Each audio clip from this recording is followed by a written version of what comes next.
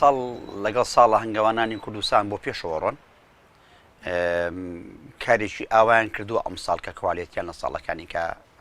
باشتر بێت بە حکومیەوەی کە مەسەن زانستەکانی تازە خولەکانمان بۆ کردووە لە زستانە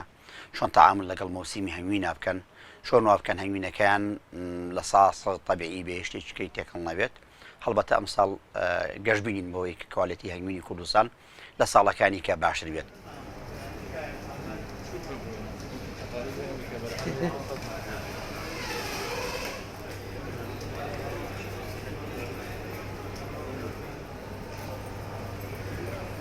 من خۆم مدەی 5 ساڵە بێ بەردەوام هەنگوین بەکارێنم هەنگوین وەکو خۆراکێک بەکارێن سواز و خەتای سە بۆکو نەخۆشی چارەسەری نەخۆشی بەکارم نێنەوە لەبەرەوەی پێویستم نەبووە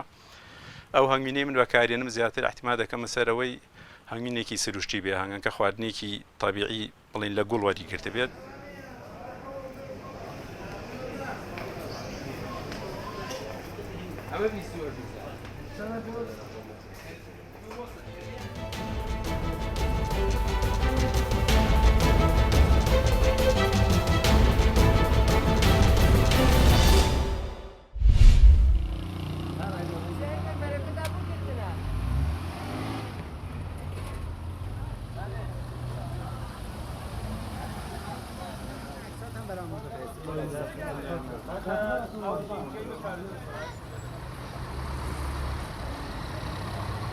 مسئولیت که همگانی از جنگ پارێزی و هم هیواداری تک به تک اعضای اندام هر مالکی او شوله بکن هدف ما پاکش کردن طبیعت و جنگ پارێزیه که انشالله بشین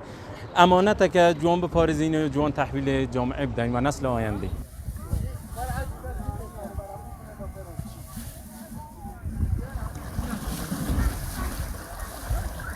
جەماعەت دێ لێرە سەیر و سیاعەت و کەیف وانش خۆی دەکات یەکەی دێ ژینگەکەی خاوێن ڕناگری ئاژغاڵەکەی لە قەراغە خۆی لە چادری بەجێ دێڵی و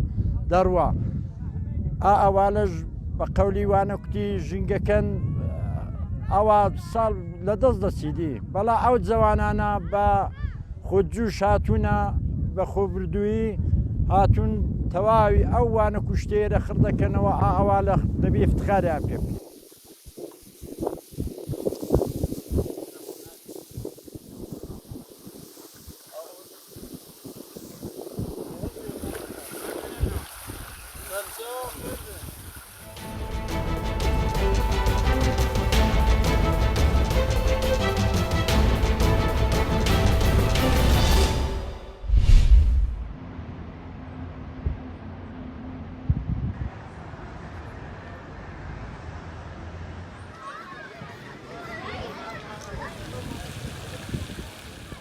Jag sitter i olika styrelser på dagtid och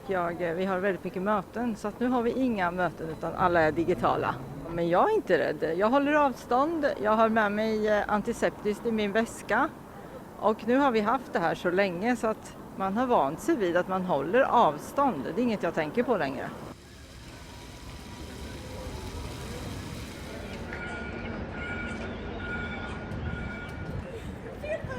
مسألة كورونا هم برا حكومة بيجي إنه جمال بر درنا كيف نهر النوار إنه بر حفلات هناك درنا كيف المال يعني بر أما عالم برا يعني ترسويش كورونا بس أما أم شرب كان مجبور أم كار بكن مجبور هن كاري خوارن أما نرن كار نباشة.